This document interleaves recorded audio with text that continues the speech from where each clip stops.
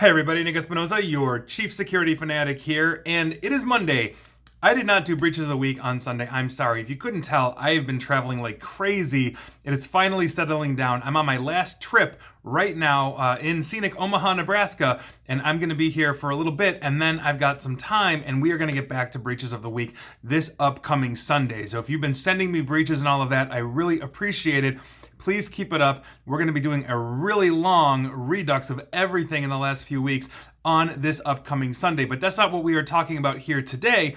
Today, we are actually talking about the Earth's orbit because it's about to get way more crowded. Here's what's going on. We are talking about satellite internet. Elon Musk's Starlink, obviously, isn't going to be the only major player. And so let's examine a few players and discuss if low orbit satellite internet is actually needed. I think you're going to want to hear this. Now, this is what's going on. And first up that we're talking about is Amazon. Now, Amazon, obviously, owned by Jeff Bezos.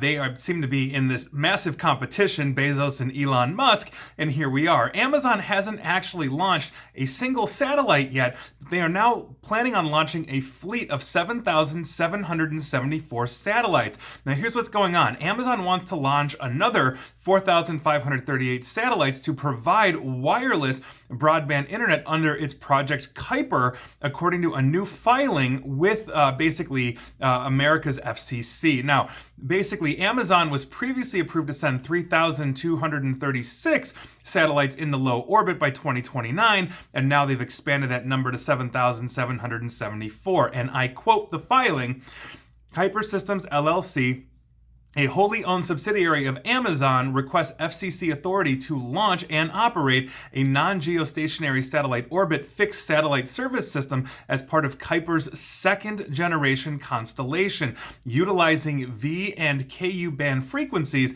the Kuiper V system will be comprised of 7,774 satellites in 5 altitude and inclination combinations between 590 and 650 kilometers, including 2 polar shells, and will provide high-speed, low-cost, and low-latency broadcast services to tens of millions of customers domestically and internationally. So obviously, this is a very ambitious venture, if you will, for one of Jeff Bezos' subsidiaries, and they're not the only ones. And it looks like they might be the smallest because there's Astrospace, which is another competitor here. Now, Astrospace is a venture that went public basically with the helping hand from Seattle area telecom pioneer Craig McCaw, and they're asking the FCC for authorization to launch as many as 13,620 satellites. Now, California-based Astra is best known for a launch venture. Last December, it sent a test rocket into space from a launch pad at Alaska's Kodiak Island and barely missed reaching orbit. Another orbital launch attempt is planned for earlier this month. Now, apparently, McCaw is a lesser-known Bezos or Musk. I'd actually never heard of him, and obviously everybody knows who Jeff Bezos and Elon Musk are. They're in this space race, etc. But here's Craig McCaw. He's with them. So, in a November 4th filing, the subsidiary known as Astrospace Platform Services says its V-band constellation would, quote, bring new opportunities for reliable high-speed communication services to select enterprise, government, and institutional users and partners around the globe.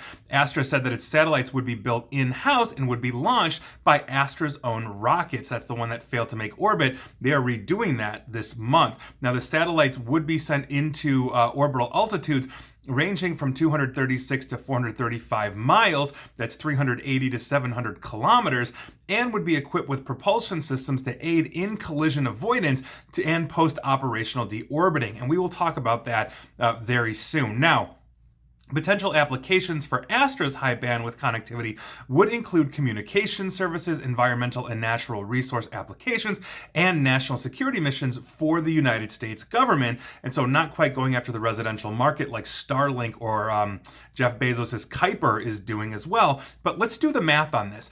If you didn't know, Starlink right now, the low orbit satellite service for internet that Musk launched like a year or two ago, has 1,600 satellites currently in orbit, but they have filed applications with the FCC for a total of 42,000 satellites around the world. Now, without Starlink, forget them for a second, Kuiper and Astra would add, assuming they launched everything into space, 21,394 more satellites into orbit. If you add in Starlink, assuming they add no new satellites beyond their 1,600, the total just of these three companies would be 22,994. If Starlink goes ahead and gets all 42,000 total into space, then we are looking at 63,394 satellites combined, and that's just those three companies. We're not even talking about what governments do, how NASA sends up stuff, not to mention other space agencies around the globe, other corporations outside of the United States that are also working on satellite projects. Space is getting pretty crowded. And so the question is this actually worth it? Is it worth having all these low bandwidth satellites in orbit to offer internet to ostensibly the world? And honestly, yeah, I think it is. And here's why. I did my homework on this. Now, the first point that I want to make is that it's going to be easier and less expensive, basically putting these up there as a way to bring internet to more rural areas where physical infrastructure isn't really around, or be very expensive to basically get it from an urban environment all the way out to rural to install at speeds that would be comparable or near comparable to urban environments. This is a problem around the globe. We know that access to the internet increases education, and I understand the politics and the rhetoric and the division, et cetera, but this increases education, learning, communication. It helps to raise all boats, that rising tide that is the internet. It's giving people an opportunity that they wouldn't previously had. Not to mention, and this is my second point, is that the current traditional satellite providers that are being used in these areas are crazy slow for residential. They have very high latency. They're very slow to connect. I was recently talking to somebody that lives in the middle of Oklahoma, and he said that when his kids come home, to basically visit him, they have to download all of the stuff that they want to watch onto their phones or wherever, on Netflix or Hulu or whatever, because his internet is so slow on his current satellite connection that there's no way they could use it to just stream a basic movie, not even high def, just standard streaming. So think about it this way. Again, doing my homework here, Starlink was basically tested speed-wise via PC Magazine, and PC Magazine, when they did this, was getting about 100 megabits of speed with 8 to 9 milliseconds of latency. That's actually really good. You only need about 6 megabit or so to stream high-definition Netflix, so at 100 megabit, that's actually a solid amount, and the latency at 8 to 19 milliseconds is actually really good. Oftentimes, the alternatives in rural areas is 3 megabit, which would be 3% of the speed that Starlink gets, with basically oftentimes equal or slower latency, meaning the time to connect and get a response back is slower. There you go. So for example, as I mentioned, I'm sitting in Omaha. I have my laptop here where my notes are, and I'm on my 4G hotspot here, so I've got a cellular connection, and I just ran a speed test on my own. I ran a couple of them just to make sure, and I'm getting anywhere from 38 to 44 milliseconds of latency, which is slower than Starlink, and the fastest I've been able to get is about 4 to 5 megabit down, because the cellular network in this area is saturated. I wouldn't have that problem necessarily on Starlink unless everybody was on Starlink, and that's going to be a slow adoption, not to mention Kuiper or Astra and all of that. I'm using Starlink now generically. Now, obviously, I can't at the moment carry a Starlink or Astra or whatever receiver. I can't carry that with me yet, and I think that's an important thing for the future.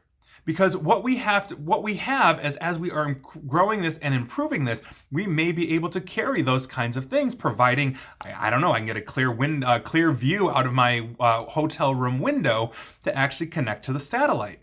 We're going to see what that happens. We're going to start splitting up that internet so we have less terrestrial users, more satellite users, and that may balance the load. But as population grows, we're going to see where that goes. Nothing right now beats a direct fiber high-speed connection. Starlink can't touch, for example, the business class internet connection I have in my house or office. But again, if I'm in a rural area and I'm getting nothing, that is an amazing speed. Now, there's a couple of things that we just as humans have to contend with here. And it's simply this: space is vast, but the space around Earth, especially for low latency satellites, isn't vast. It's a finite amount of space from the Earth to basically outer space. Now, coordination, therefore, of all of these various satellites from all of these various companies, we're looking at tens of thousands of satellites, not to mention every other project that's out there. All of that is going to be a massive, massive coordination effort as this continues to grow.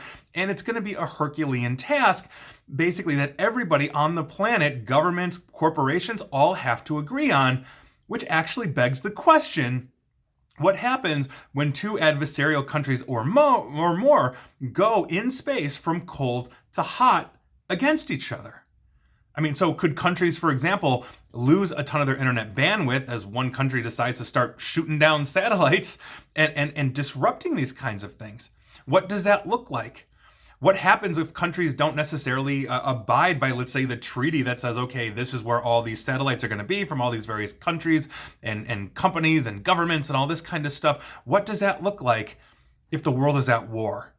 That is something I think that is really important. And secondarily as well, if you're looking at the science of astronomy right now, I think astronomers are probably going to have a harder time. I'm not an astronomer. I do enjoy looking through telescopes and all that kind of stuff and figuring out the constellations. I'm not a professional astronomer, but I think astronomers are going to have a harder time with observation from the Earth's surface because there's going to be so many flippin' satellites in low orbit that could potentially get in the way. Telescopes more and more, in order to be effective, will have to be like the Hubble telescope and go deeper into space, around the Earth, past all of these satellites to get clearer pictures. But then what happens to the telescopes here on Earth that have been used, historically and traditionally? Do they just go away? What happens to radio telescopes? Are they interfered with? These are things I think we have to understand as we continue to crowd the low orbit around the Earth, obviously offering what I think is an essential service. But how do we combat those things? How do we innovate around those problems? Maybe it simply is everything goes into space and we consider it done.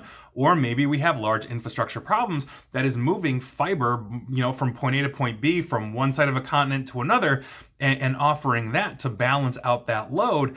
We have to figure these things out. So I think this is really an important discussion that we need to have, and I hope you're going to have it with me. I'd love to hear your thoughts on this. Tell me where I'm right, tell me where I'm wrong, tell me whatever you want to tell me, but I think it's something we all need to be talking about, and so that is your news of the day. And please like, share, follow me here on Facebook and Twitter at NickAESP, and please feel free to subscribe to me at YouTube as well, and as always, stay safe, stay online, and please stay private. Thanks, everyone.